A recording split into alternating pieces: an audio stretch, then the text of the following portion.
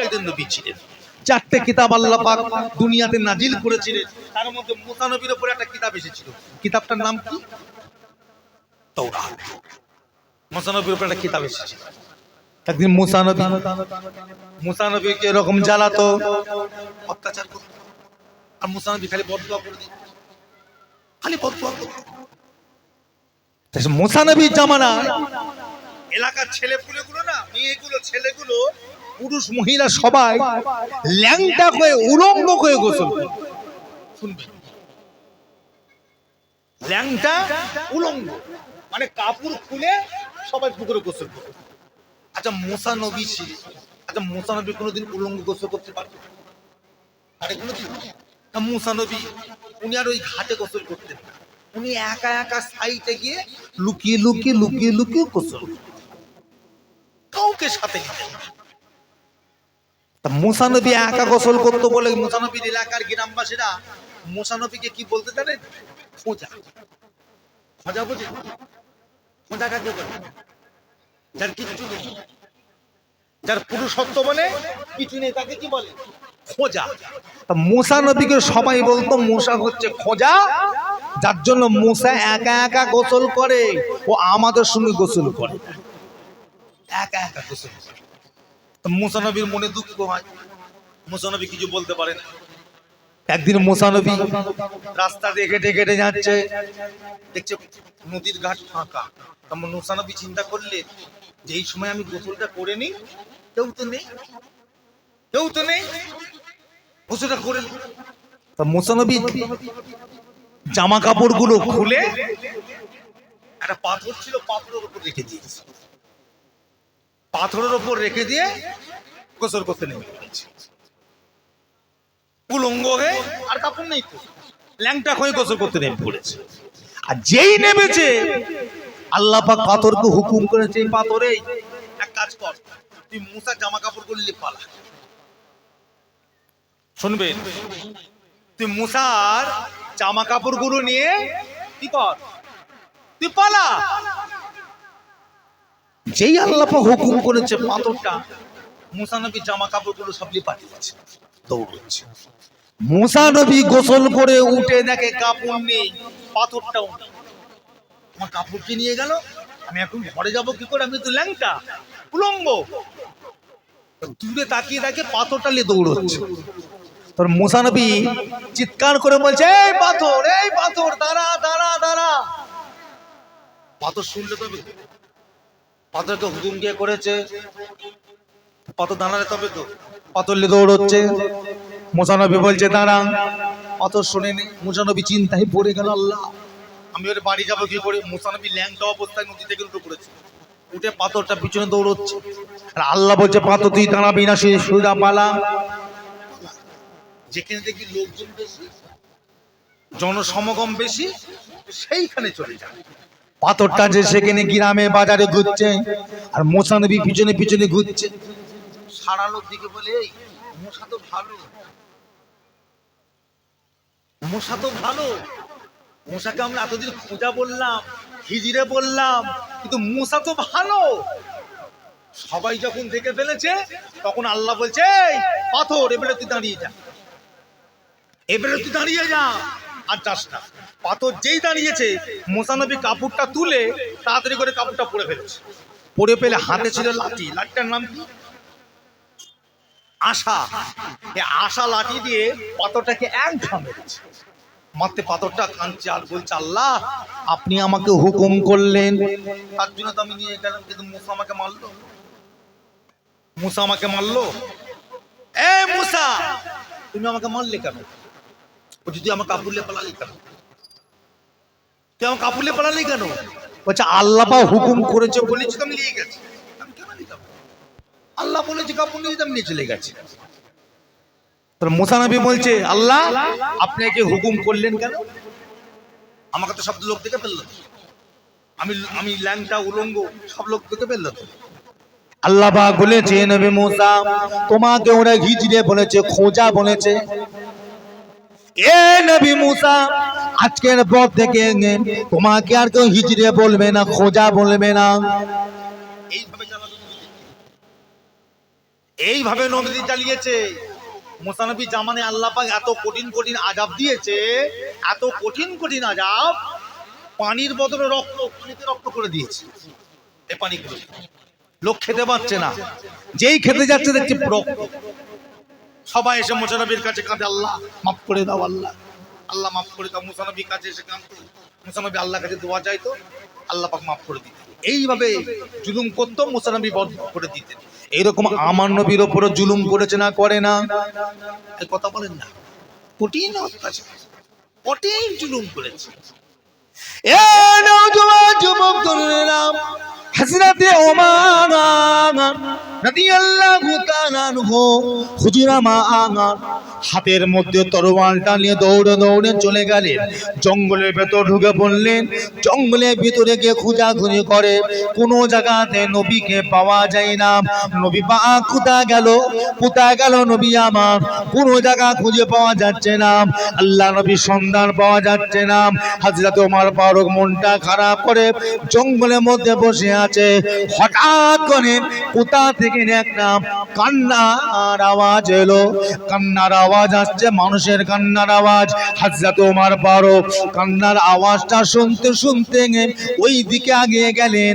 সামনে একটা পাহাড় পড়েছে, পাহাড়ের ভিতর থেকে কান্নার আওয়াজ আসে। ওমর ফারুক পাহাড়ের উপরে উঠে পড়লেন।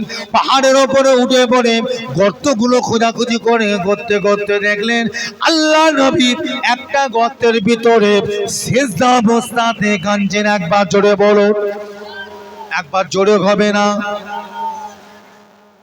গর্তের মধ্যে নবী কাঁদছেন। ওমর ফারুক গিয়ে বলি, ইয়া রাসূলুল্লাহ, আসসালামু আলাইকা ইয়া হাবিবাল্লাহ।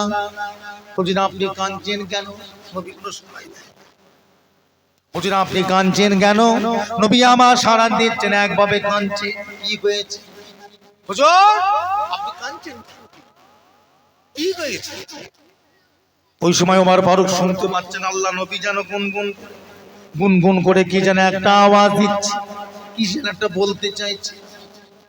ওমর ফারুক আস্তে আস্তে কানটাকে নিয়ে গেল মুখের কাছে, নিয়ে গিয়ে শুনতে পাচ্ছে আল্লাহ নবী ওই অবস্থাতে সিজদাতে পড়ে পড়ে একটাই কথা বলে, আল্লাহ পাক আমার গুনাহগার উম্মতিদেরকে মাফ করে দিন, ক্ষমা করে দিন।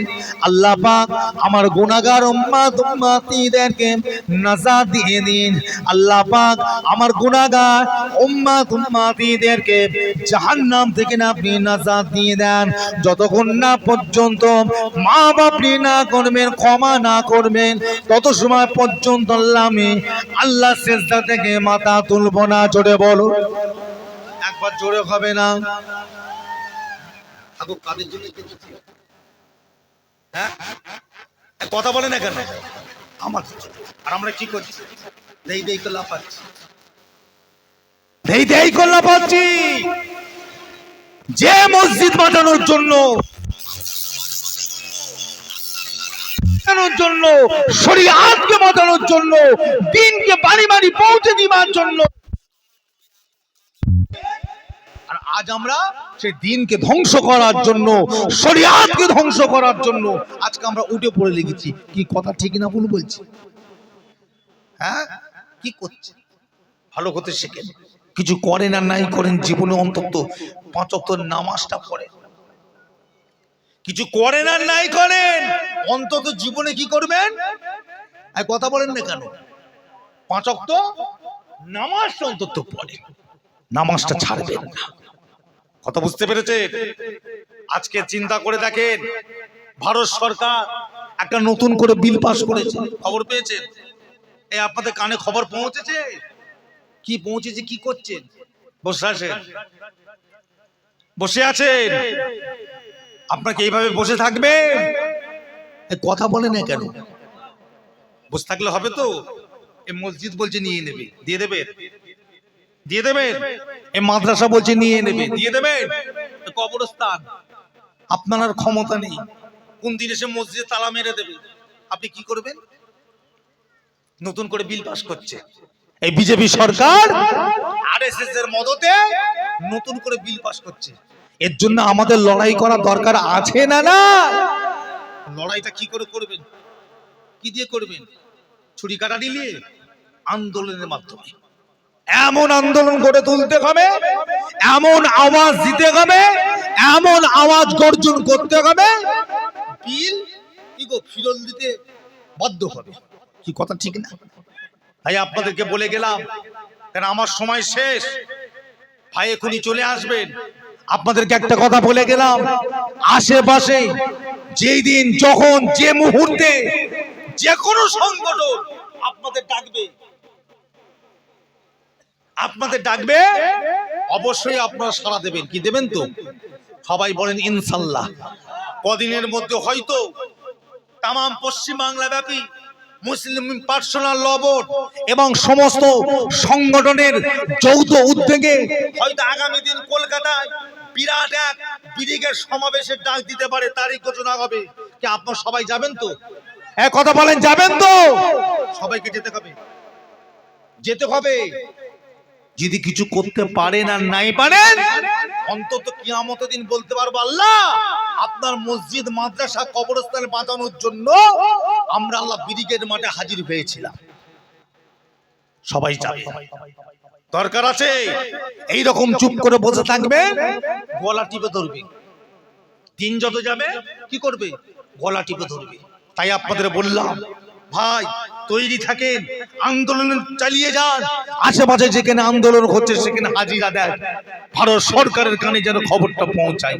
যাই হোক, একবার আসেন, একটু আল্লাহ পাকের সামনে দাঁড়িয়ে নবীর উপরে সালাম পড়বো। একটু দাঁড়ান তো সবাই, দেখি সবাই উঠে দাঁড়ান তো। ইয়া নবী,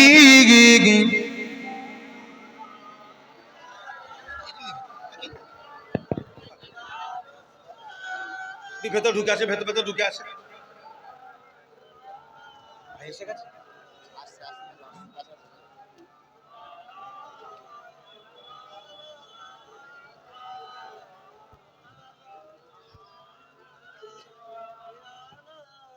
طلع البدر علينا من ثنيات البداية وجب شكر علينا مدى لله هدايا يا نبي يا رسول يا حبيب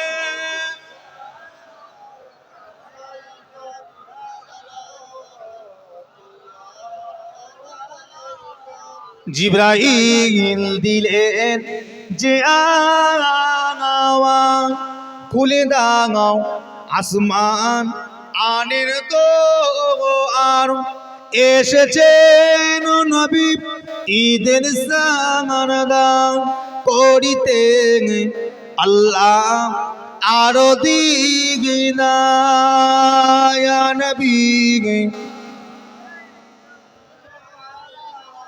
ইয়া রাসূল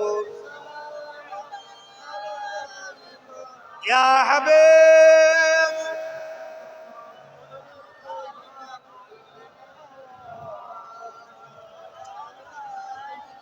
নবীজি রাব্বা আব্দুল্লাহ, নবীজি আম্মা আমেনা, নবীজির দুধমা হালিমা, নবীজি রওজা সোনার মদিনা ইয়া নবী ইয়া রাসূল ইয়া হাবিব।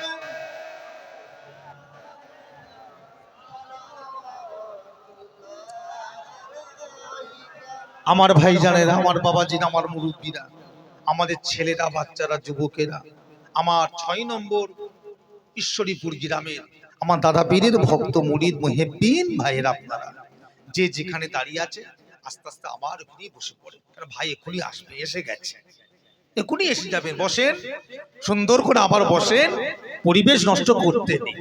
পরিবেশ তৈরি করতে হয়। সবাই বসে যান, সবাই মাহফিলে বসেন, সুন্দর করে মাহফিলে বসে। খবরদার এদিক ওদিক করবেন। এখনো যারা রাস্তাঘাটে ঘোরাফেরা করছে, এখনো পর্যন্ত যারা রাস্তাঘাটে ঘোরাফেরা করছেন, সবাই পাক মাহফিল ভিতরে আসে, জলসার মধ্যে এসে বসে, জলসার মধ্যে এসে বসে। আপনাদের একটা কথা বলে যাই, আমি নুরুল্লাহ সিদ্দিকী এসেছি, কি আপনারা সবাই খুশি না বেজার? আর জোরে বলে খুশি না বেজার? আমি এসেছি, আমি আপনাদের জলসার জন্য কিছু খিদমত করে যাব, এটা কি আপনারা চান না? আপনারা চান না? বিদায় লব ভাই, আল্লাহর কাছে দোয়া চাইবো, এইটুকুন বিশ্বাস রাখবেন, ফুরফুরা শরীফের দোয়া আল্লাহ পাকের দরবারে কি হয়?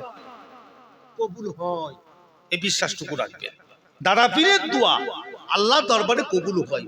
নুরুল্লাহ সিদ্দিকীর দোয়া কবুল হবে কি না হবে আমি বলতে পারবো না, তবে এইটুকুন বিশ্বাস রাখবেন, মুজাদ্দিদুজ্জামান হযরতে পীর আবু বকর সিদ্দিকী আল কুরাইশি ওরফে দাদা হুজুর পীর কেবলা রাহমাতুল্লাহ আলাইহি, যিনাকে আল্লাহ পাক বাংলার জমিনের লক্ষ কোটি মানুষের জন্য নাজাতের ওসিলা, জান্নাতের ধারক ও বাহক করেছে, তার দোয়া আল্লাহ পাকের দরবারে কবুল হয় কি হয়তো না হয় না?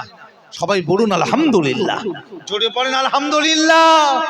আমার ভাই জানেরা, আমার বাবাজিরা, আমাদের মুরব্বীরা, ছেলেরা, বাচ্চারা, যুবক, নওজোয়ান, তরুণীরা, যাই হোক মুক্তাসার করলাম, এখন আমি বিদায় নেব।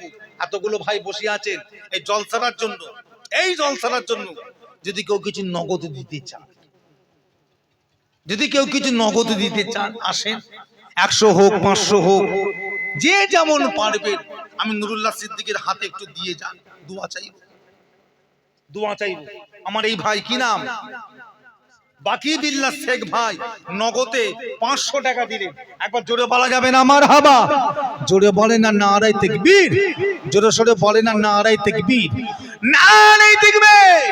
আমাদের বাকি বিল্লাহ ভাই জোরে বলুন জিন্দাবাদ। 500 টাকা জোরে বলুন মারহাবা, নারায়ে তাকবীর। আর কি আছেন বলেন? আর কি আছেন বলে? ভাই এসে গেছে, ভাই এসে গেছে, আসছে করি।